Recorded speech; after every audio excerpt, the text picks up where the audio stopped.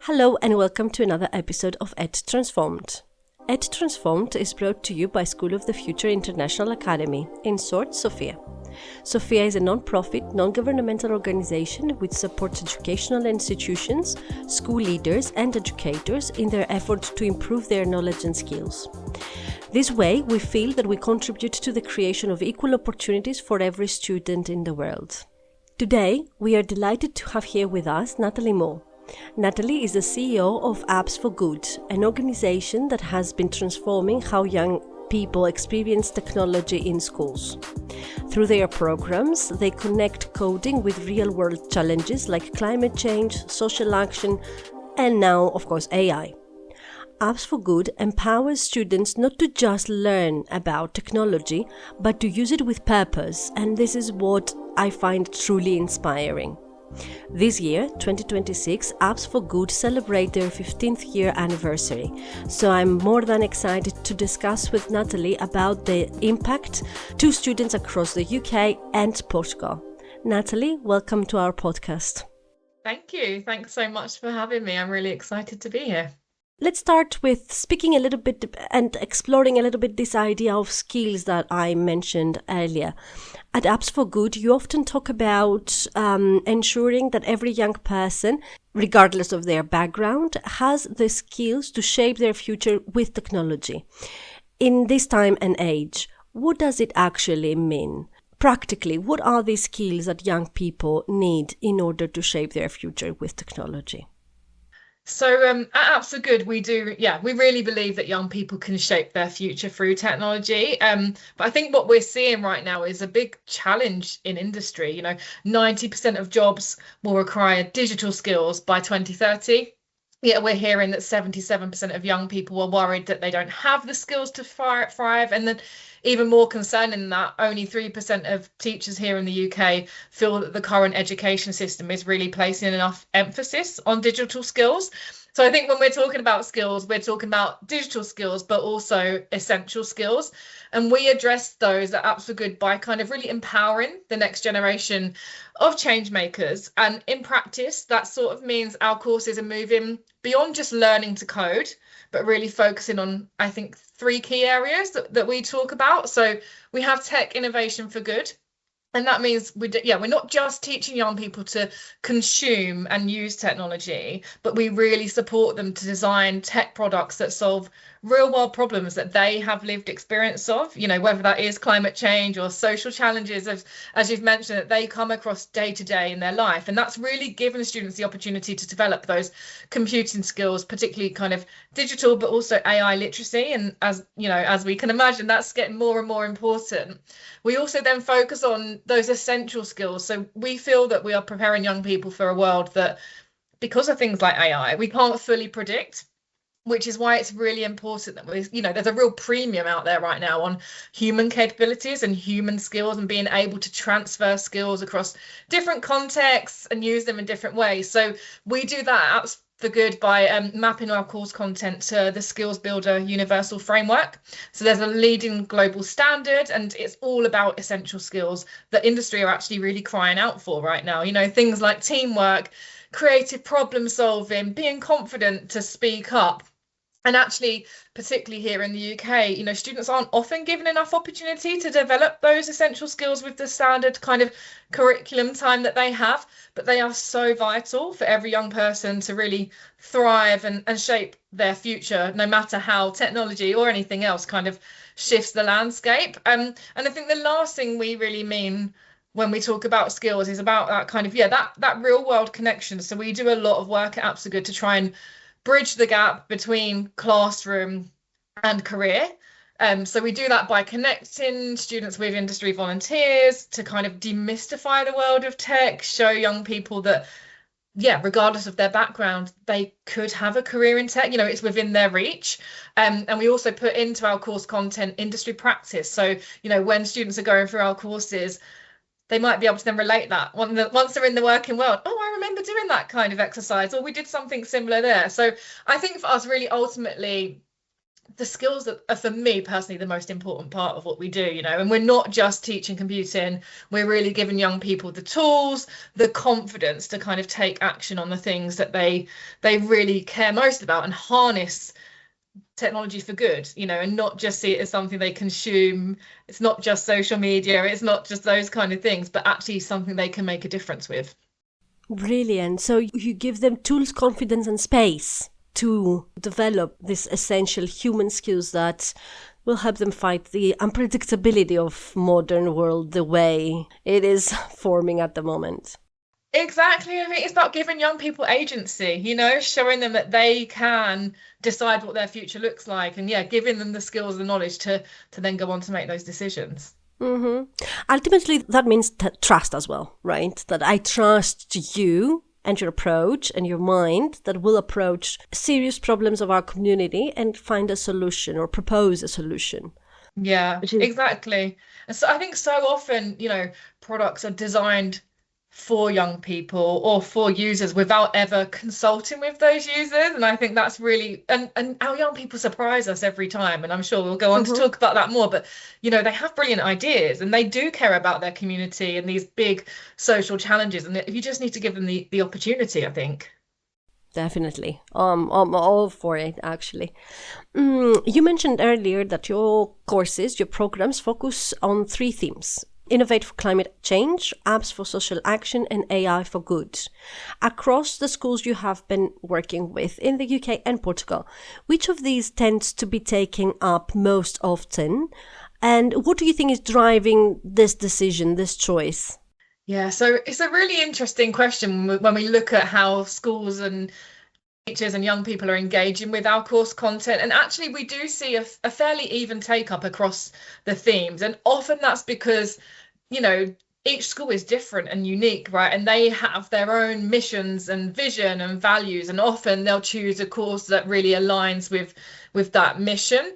Sometimes it might be the interest of the teacher, they feel very passionate about climate change and therefore that course appeals to them. So maybe you've got a school that's got a really strong commitment to sustainability and they naturally gravitate that way. But another school might be really community focused and actually App for Social Action really aligns with them around kind of, social justice and making a difference for their communities. So it does really, vary across, and we get, quite even interest, I guess, across the 3 themes. But, that being said, absolutely, in the last, I guess, 18 months or so, we've seen a clear spike in interest around AI for good. I imagine it's being driven by that sheer pace of technological change that, teachers and students and everyone really wants to move beyond the headlines that we see and actually really understand how AI works. Again, our course gives young people the agency to do that in a safe way. And I think that's really important when we talk about AI in the classroom. It does need to be managed and done in a safe way. And actually that kind of surge in interest that we're starting to see in AI has made us to kind of take a step back this year and look at our entire curriculum, so the 3 courses that we have. And we are actually just right now working on a new kind of flagship course that we will launch next academic year that will really place AI front and center, focusing on cultivating the AI literacy, continue with those problem solving skills, but also not losing those really important themes around climate change and social action. So we're trying to create a course where we bring everything that we've learned over the past few years together, because we know that AI is, so exciting and interesting for teachers and young people alike. But AI could be used to do brilliant things that solve those social challenges. So we really want to bring our courses together and make sure there's essentially, a common thread across everything, which is lived experience. We ask our young people to work in teams and solve problems that matter to them and their community, and I don't think that will ever change, whatever a future course looks like, because it is so important to our model. So whether a student is building an app that's around pollution or an app that's around mental health, they're using technology and they're solving something they care about, and that's what's really most important to us. And I think we've always tried Apps Are Good to be very flexible and let teachers and students choose the course and the content that works best for them, because as I said, every school's different, right? And we don't know what's perfect for their community, but they do. And you know, for me, it's, if the learning is relevant and powerful and it's having an impact, that's all that matters. So yeah, we've kind of got, I guess, yeah, interest across all, but AI is slightly taking the lead, which is why we're now seeing, okay, what's next for AI and our themes to bring it all together. I see. Yeah, that is actually what I would expect to happen, and I think it's a very good idea to take it and, you know, infiltrate the tools of the AI tools into all other core themes of the courses. And I understand all the interest and all the maybe sometimes stress that comes with AI, because it's something that is evolving so fast. But I'm also with you that, you know, using it for good and use it in contexts where you have already identified the problem yourself and you're just trying to resolve it with any tools you have at your disposal is the skill we want them to develop, rather than, you know, mere AI literacy. Yeah, yeah, exactly. And I think, you know, and that's the interesting thing with AI, is it's moving so quickly. So it's not just about one tool, but it's about, you know, learning how to collaborate and kind of use your critical thinking skills to work alongside AI to help make, yeah, big differences, hopefully. Yes, of course. One initiative I'm particularly drawn to is the showcase program that you're running in the organization. For listeners who may not know it, what is the thinking behind showcase? What is a showcase? Why did you design it and bring it to life? And what is the role it plays in that learning journey we have been describing for students? Yeah. Yeah. So our showcase, you know, for me, it's more than just a competition. It's an annual celebration of our students and young people that have taken part in our courses throughout the year. And actually, if we were to rewind about, I don't know, 5, 10 years, it did used to be an in-person event that we did in London, which was obviously brilliant and amazing. But in order to break down the barriers to entry, we kind of moved it all online and virtual to really allow any young person, you know, regardless of their geographical location, to be able to take part and yeah, kind of get involved in that moment. And of course there is a competitive element to it, but it is really an opportunity to showcase as many projects that have come through an up to good course at the kind of end or towards the end of the academic year. And you know, I think we've designed it so there is that kind of real world endpoint to a learning journey. You know, often students work on things in a classroom and they come in the next week and they're on to the next thing, and they don't ever really get to have a moment where they pitch or present and share their kind of ideas that they've worked so hard on. And I think that's quite a powerful shift when you move from, yeah, kind of just completing the classroom project to actually presenting it to an audience outside of the school gates. You know, you've got people from industry who are really keen to hear from young people and listen to their ideas. It really validates their lived experience as well. They're able to think about, okay, well, this app is solving a problem that's really important to me. And then we put them on a platform to share that with other communities where that might not be a problem that they face, but they get the opportunity to share that more widely. And I think, you know, when as part of Showcase, everyone that enters Showcase has their work reviewed by industry volunteers, even if they don't necessarily make it through to the next stage. And I think that is so important. You know, when a young person learns that someone from industry, an expert, has looked at their work, given them some feedback, and that might be critical and as well as constructive and positive, but that's like, wow, yeah, that's, I guess, someone in industry saying to young people, your perspective is really valuable and it's brilliant, and here's what I think you could do next. And I think that's really nice to kind of, for young people to realize that, you know, it's not just their teachers and parents that see this schoolwork, but people outside of that community have the chance to do so. And I think in order to reach our showcase kind of to the final stage, you know, students continue to collaborate, they iterate on their work, they practice pitching, they're learning those kind of essential skills that we spoke about, they're communicating. And yeah, I mean, I imagine it's quite scary, you know, joining a Microsoft Teams or equivalent call and pitch into a panel of people you've never seen before. But honestly, every year the young people blow us away. Their confidence, their creativity just, that comes through. They don't just sit there and read off slides, that they go beyond and bring it to life. We see dramatic entrances, all sorts, and it's so nice to kind of see that and really provide that kind of endpoint. And also, they don't just pitch to the professionals, but then they get questions asked of them which they can't really prepare for, and that kind of opportunity to develop that back and forth, the speaking and the listening, and kind of take a bit of, I guess, leadership in owning their project as well. So yeah, I think in short, we really created this showcase to have a real world endpoint, but also to really make that transition of this is just a classroom project to actually this is real, and I could really make a difference with my idea. And I think it is, yeah, it's that kind of final piece of the puzzle that really proves to them that they do have the skills and they have learned a lot through an Apps for Good course kind of experience. And yeah, they can show it off. And I think that's really important that they get to show it off and feel celebrated. So I love these concepts, and I'm pretty sure a lot of these students were much more confident than most of us would be in situations like this, like being in a room with people we don't know, field experts, and ask to pitch our ideas and ask follow-up questions. But young people and teenagers especially, they tend to thrive in situations like this and undertake very collaborative roles as well. I've seen in the past to support their team and their project.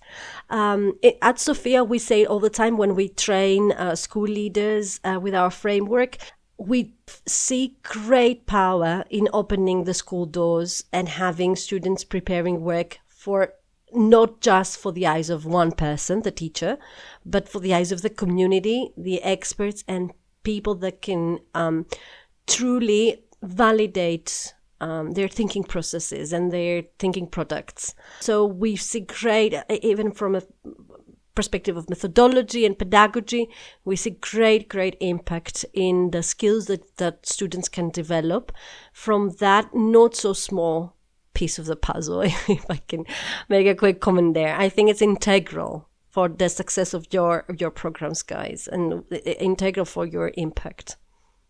Yeah, definitely. And as you say, Showcase is just one opportunity where young people get to engage with industry, but we do build that into all of our courses earlier on as well, where they get to pitch not their final product, but their working product, and have that interaction earlier on. So yeah, and it really does make a difference. We always hear teachers tell us, actually, they've got a team of students they've got an idea, and the teacher's been giving them some maybe critical feedback. You might want to change that. They don't listen to the teacher.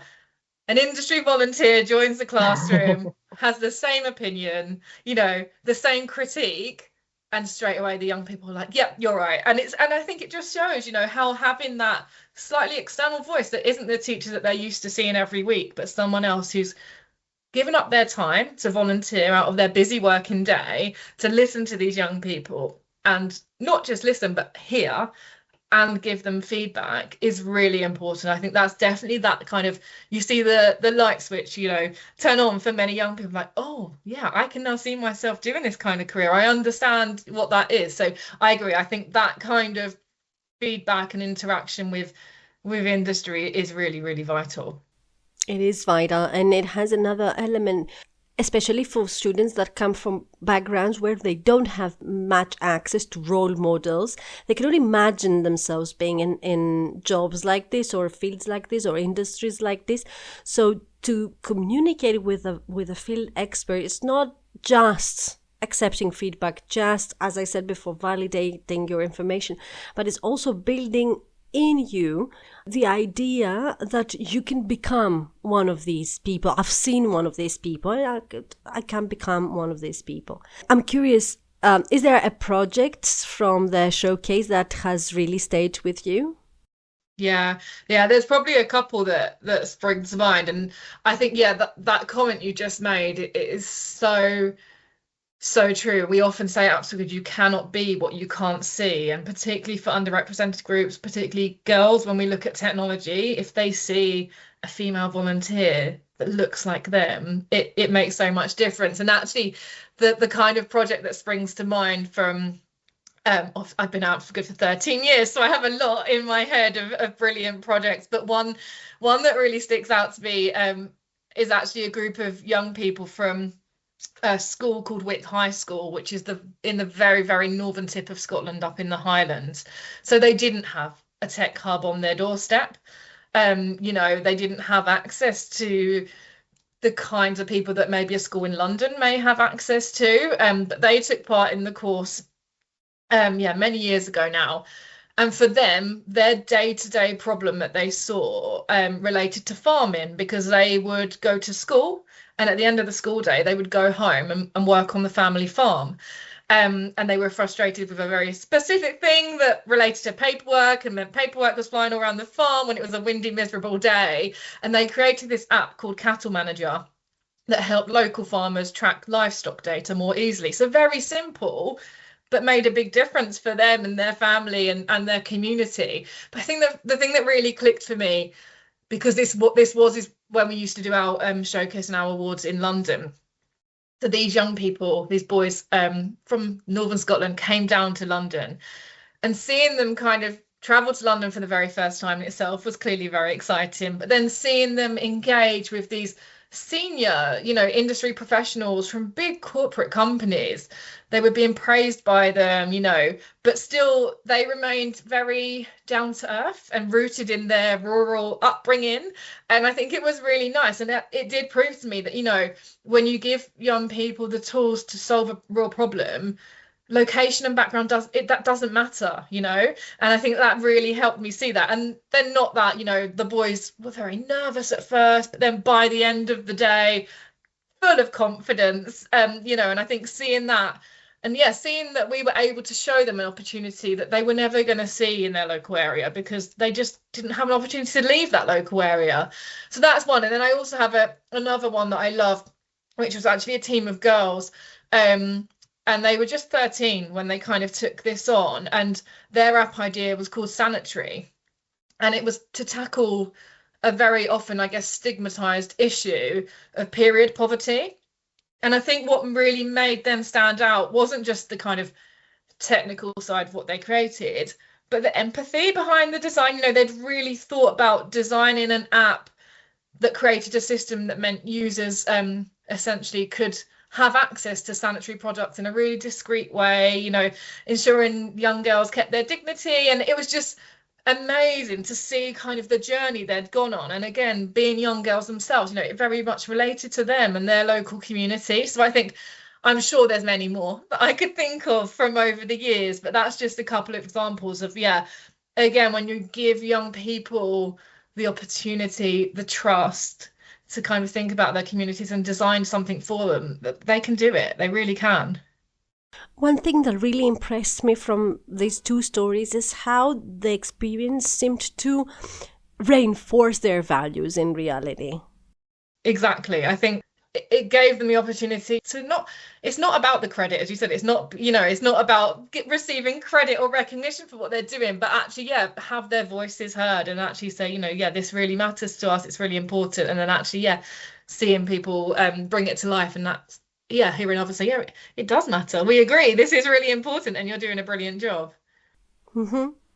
My last question for today is, at Sophia, we work with a number of schools across Europe, Africa, Asia, and the States. In many schools, students are often more comfortable with technology than teachers, and this is something that both teachers and students point out very often.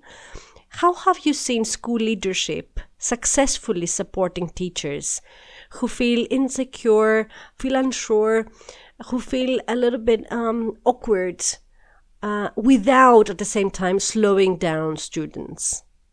Yeah, it's a really common issue. I think definitely we see it here in the UK as well. And again, particularly with AI, that actually many teachers feel a little bit out of their comfort zone, because in many cases, the students know more than them about certain technologies. But I think something that we try to see it as at Apps Are Good is kind of, it is a knowledge gap, but it's not, and doesn't have to be a barrier, and in many ways it's a brilliant opportunity for a different kind of learning. And I think that's what we see in some of our schools, where the school leaders and the teachers get it, and they support their teachers to kind of navigate it by in some cases reframing the teacher's role, so the teacher is always important in the classroom, but they don't always have to be the expert at the front. They should be a facilitator with certain topics and subjects, and it's okay to have some young people in the room that know more. And how do they, I don't want to say use, but how do they work with those young people to kind of educate the entire class? And I think, in terms of what we do at Apps Are Good to try to prevent this from slowing things down or for teachers being too nervous to get involved, we create our content so that it's non-specialist friendly, and there is lots of non-specialist friendly teaching content out there. In the UK we have a challenge with a lack of computing teachers, and I know that's reflected around the globe, so we've made sure our materials are very much plug and play. Teachers can download them, they're well scaffolded, they have good guidance, but also at the same time they can let the students work quite independently in their teams and take things forward. And I think, embracing that student independence, the leadership teams within schools where we see things really flourishing have made that move from, expert to facilitator, and are comfortable with saying, do you know what, I don't know the answer to that, but we'll find it out together. And I think that's really important with topics like AI, because it is moving so quickly. Even the highest qualified expert is out of their depth because it's moving that fast. So I think it's quite a shift in that dynamic, but it empowers the young people as well to take a lead in the classroom, but also gives the teacher an opportunity to be honest and upskill themselves maybe in a different way. And then I think, probably going back to a topic we've touched on many times throughout this morning, but bringing in external expertise where they can, I think, is something that some schools do really well. Teachers shouldn't have to get through this all alone. And, again, that's why we align our content to industry practice, but it's also why we bring industry volunteers into the classroom. And our industry volunteers are never there to deliver the content, but they do bring that professional expertise that maybe, the teacher wouldn't have had the answer, but actually that person from industry does. And it's a really nice opportunity to bring them in. So I think, something else that it's so challenging, and I know it's very easy for me to say this, but school leaders that are able to give their classroom teachers time to upskill, attend training, that continuous professional development that we talk about. And I think definitely in the UK, it's hard.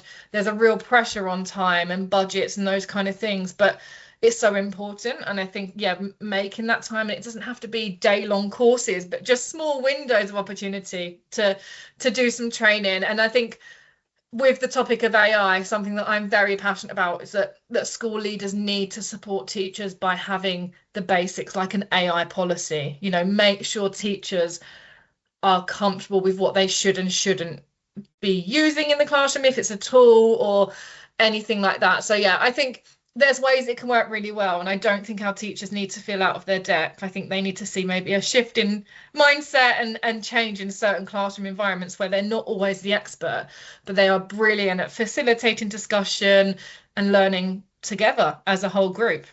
Brilliant. I'm really with you with all of this, and I truly believe that teachers need to get used to this change in role from being the expert to being the facilitator. However, if you allow me one more, this is my real last question, because you spoke about policy regarding AI. Many school leaders nowadays feel that they are caught between acting too fast and waiting too long. And the moment they start crafting policies, the recommendations or instructions or technology has already moved on. What is your advice for these school leaders who are trying to have policies in schools, but they always feel that it's too late? Yeah, it's really tough right now. AI is moving so fast, and as you've said, whatever you put on a policy today could very much be out of date tomorrow. Here in England, actually, a few weeks ago now, they launched some AI standards, which is supposed to, I guess, inform teachers and school leaders about what they need to be checking for in terms of which tools are safe to use in the classroom when it comes to AI, but even that will change very quickly. I think at Good, our sort of belief is that probably the most responsible decision a leader can make right now is to maybe move from a position of policing, because it's quite hard to police what's happening, but to focus on literacy and empowerment. And I think that is the missing piece of this puzzle. We know young people are already interacting with Gen AI tools outside of the school gates, often in spaces that aren't regulated, maybe aren't safe. And it's very hard for us to control that. And as you said, if we wait for this kind of perfect 5-year plan, we're just leaving young people to navigate those risks on their own. So I think it's actually our job as an education ecosystem, so organizations like ours, other charities, governments, of course, but schools and teachers, it's our role to bring the conversation into the classroom now. We need to move beyond kind of how we're using tools, but really start thinking about the ethics and bias and potential for misinformation when it comes to AI, so that young people are at least empowered with the know-how and the knowledge, and they can learn and understand what isn't safe when it comes to AI tools. I think something we're hearing a lot as well is this kind of worry and concern about cognitive offloading. So students are just letting AI to do all the thinking for them. And I know that's something teachers will be worried about, whether it's coursework or those kind of things. Actually, how do we know if it was done by a young person or if it was all done by AI? And I think I'm never suggesting a world where we don't let young people use AI, because I don't think that's the right thing to do either. But if we can do something that ensures, young people understand what AI is, what it isn't, how they can use it as a tool. And that's what it is. It's a tool, I'm sure there were very similar debates around calculators and maths when they first were kind of brought out onto the market. But of course, it is different. But, it is a tool, and it can be a really powerful collaborative tool or partner for young people and teachers alike. But I think it really has to be kind of focusing on those principles of, kind of not overly policing, but ensuring it is a safe environment within the school when it comes to AI, encouraging discussion, both kind of teacher and staff level and in the classroom with young people. And I think it is gonna be a continuous learning journey. There will constantly be new documentation, there will continuously be new tools that come out. But I think the things that underpin it all, and I guess it goes really nicely back to the very first topic we discussed today, it's skills. So, technology will continue to change. It will change today, it will change tomorrow. But if we really focus on those skills, the critical thinking, the digital citizenship, the communication, the problem solving, the critical thinking, creativity, all of those things, I think if we're ensuring our school leaders and teachers are encouraging young people to practice and learn and develop those skills, it doesn't really matter where the technology goes, because the young people will be equipped to kind of cope with that. Oh yes, I agree with you 100%. And you were at Bet London this January, as I was myself, and I heard many students saying the same thing over and over. You guys need to tell us when it's a tool and when it's becoming cheating. We need to formulate, as you said, all of us, the education ecosystem, clear instructions, at least for the basics of the use, at least of the basics of the expectations, and at least for the basis of the processes that the new tools and new technologies integrated in the work that both teachers and students are asked to do. But I agree with you, it's a skills matter, it's a skills approach that can help us navigate the very unpredictable and very ever-changing environment that AI is creating at schools at the moment. Yeah, absolutely. And I think if we equip young people and we trust them, I think they'll get it right. I think they will. And it is about that. And I use AI nearly every single day in my working role, and I'm sure most people in industry and careers do. So it's about encouraging young people to use it as a we like the term co-pilot. It's never going to take the role as pilot, but it could be a brilliant co-pilot and collaborator. Excellent. Absolutely. I agree with you 100%. Of course, all of us are using AI every day, but we need to teach people how to use it responsibly. Absolutely. Reaching towards the end of today's discussion, I am keeping the word trust as the very inspiring work from our conversation. I feel that this is what you guys do. You trust the young people to identify key problems in their environments and use technology as a tool to solve them. And I would really like to express my sincere appreciation for this work that you and your team do. Thank you so much. And we wouldn't be able to do what we do without support of partners and volunteers and amazing teachers. And I think it is an ecosystem, and we all need to work together to make a difference. An ecosystem it is. To all our listeners across the 4 continents I mentioned earlier, Europe, America, Africa, and Asia, thank you very much for being with us today and listening to our discussion. I'll see you in the next episode. Bye-bye.